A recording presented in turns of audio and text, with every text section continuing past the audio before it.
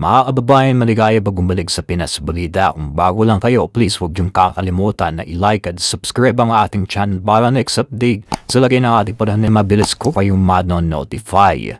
Sa uli pong pagkatala mga kaibigan, ang bagyo po na nasa labas ng ating bansa ay pinangalanan na po ngayong Tropical Storm Sinlaco. From Tropical Depression, lumakas po agad ito sa pagiging Tropical Storm which is Category 2 na bagyo. International name, Sinlaco.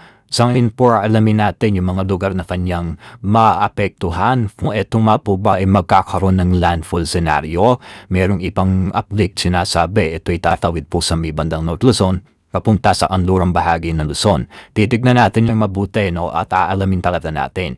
Ito po, kulihong na mataan ng bagyo na nasa labas ng ating bansa o banta ng Super Typhoon na meron pong lokasyon na 2,730 kilometers east of northeastern Mindanao.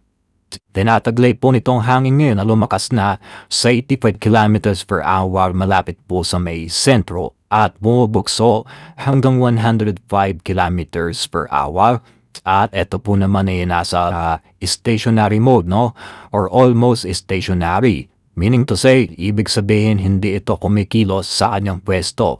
Pero lumalakas po yung kanyang sirkulasyon ng hangin. Ganito yung nangyayari dyan. Para siyang nag-iipon ng lakas bago pumasok sa loob ng ating Philippine Area of Responsibility. Tanong ng mga kababayan natin kung kailan ba ito papasok sa loob ng ating bansa para mapaghandaan at kung kailan ba tayo maghahanda. Ngayon pa lamang maging handa na at maging alerto na.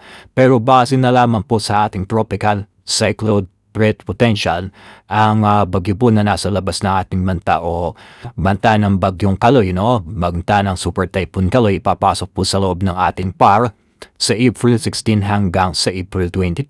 Sa pagitan po ng mga petsa na yan, nasa loob na ng ating bansa ito. Pero kung titignan nyo, wala ho siyang direktang paglandfall sa ating Philippine landmass sa kalupaan ng Eastern Visayas at sa kalupaan po ng North Luzon. Pero yung extension o trap ng kanyang hangin ang direkta pong makakaapekto. So kinakailangan maging handa at maging alerto pa rin tayo sa malawakang pong pag-uulan na maidudulot po ng bagyong ito. Kahit po nasa tag-init tayo ngayon, summer season tayo, may mga bagyo po rin nade-develop at pumapasok po sa loob ng ating bansa. Aalamin natin ngayon yung mga lugar na possible na maapektuhan ito once na lumapit na po siya nasa loob na ng ating bansa. Kasi malawak po yung hangin nito Para din klaro, explain kong mabuti. Hindi yung pinakasentro ng bagyo makaka-apekto because yung hangin o yung trap lamang, yung buntot ng bagyo magpapaulan sa malaking bahagi po ng Eastern Mindanao, Eastern Visayas at North Luzon. Ngayon maging handa at maging alerto. Unahin na muna natin ang lugar po sa Eastern Mindanao na inaasahang maaapektuhan po ng hangin o trap ng bagyo. Kasama mga probinsya sa Davao Region, Davao del Norte, Davao del Sur, Davao de Oro, Davao Oriental, Davao Occidental. Kasama ang Caraga Region, Agusan del Norte, Agusan del Sur, Surigao del Norte, Surigao del Sur, at Dinagat Islands. Yung mga lugar na yan, mag-ingat po sa banta ng mga pagbaha at landslide sa mga landslide prone area. Ang bagyo po na ito, more on mas maraming mga pag-uulan ang idudulot dahil extension ng hangin ang makakaapekto. Kuhawa ba natin mga kamabayan? Bukod po dyan, kasama rin sa kayo na pinaghahanda ang malaking bahagi po ng Eastern Visayas. Eastern Visayas kasi dyan talagang nakikita natin yung mas malawak na epekto ng hangin o trap ng bagyo kapag pumasok na sa loob ng ating Philippine Area of Responsibility. Pinaghahanda po ngayon pa lamang ang mga probinsya ng Leyte, Southern Leyte, Biliran, Samar, Eastern Samar at Northern Samar. Bukod po dyan, habang pagkatapos naman sa Eastern Visayas, pati naman ng North Luzon ang maaapektuhan ng hangin o trap po ng bagyo.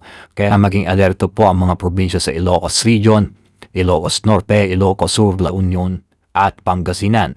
Sa Cagayan Valley naman, kasama ang Cagayan, Isabela, Nueva Vizcaya, Quirino, Batanes. Sa may Cordillera, kasama ang Abra, Apayao, Benguet, Ifugao, Kalinga at Mountain Province.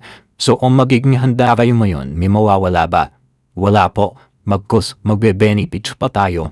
Pag etong bagyo na ito ay nagsimula na po magpaulan at maramdaman lalo na kapag dumilim na sa hapon, ay eto na po yung hudyat na talagang dapat is ready na tayo. hindi kung kailan nandyan na ang bagyo, sa apa tayong mag-aasikaso. Marami akong pinapaalala na yung iba hindi po pinapansin at binabaliwala lamang. Ang nagiging resulta ay napapahamak po sila mga kaibigan ko mga kababayan. Ayun naman, titignan natin yung dalawang senaryo na ang sinasabi.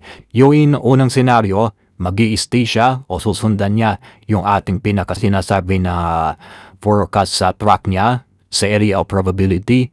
Talagang hindi siya maglalandfall at dadaan lamang siya sa silangang bahagi ng Mindanao, yung hangin, no, Eastern Visayas at North Luzon, at lalabas, no, basilangang bahagi po ng Luzon.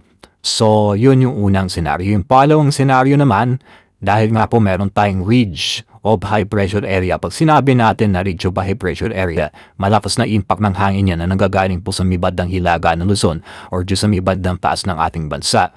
Kapag nandun ang bagyo, may chance na itulak ito pababa. So, yun yung magiging reason para magkaroon ng landfall scenario dito sa bagyong ito. Pero dahil nga po, no, ito, makinig po ay mabuti.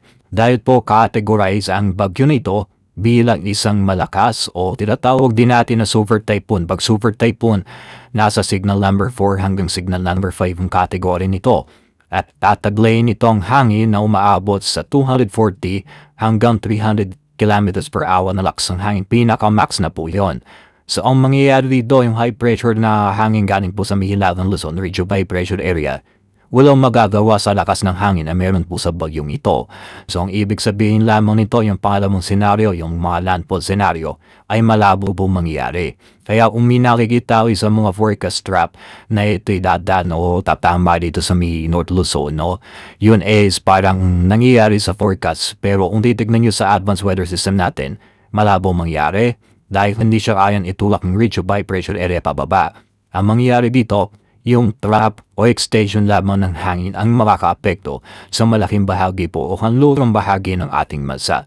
Kung titignan nyo naman mga kaibigan ko, dahil nga po nasa red alert warning tayo ngayon, ang bagyo na ito ay magpapaulan ng direkta, mas malawak na mga pag-uulan o mararanasan natin sa pagitan ng April 16 hanggang sa 22.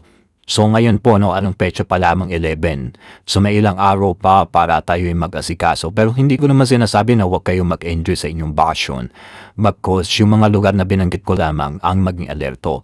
Parting kanlurang bahagi po ng ating bansa, no? Yung parting kanluran ng Palawan, kanluran ng Luzon at Mindanao, hindi naman masyadong maaapektuhan. Pero mararamdaman pa rin natin yung hangin, no? Yung kaulapan, magiging cloudy skies dahil po sa extension ng hangin ng bagyo. Ganyan naman yan eh. Nakakita nyo naman kung gaano kalawak yung radius.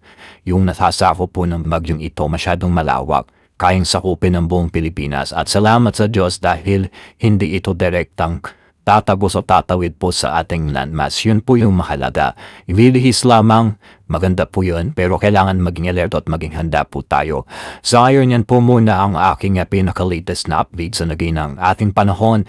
And please huwag niyong kakalimutan na i-like at i-share ng ating update sa ating mga kababayan. Maraming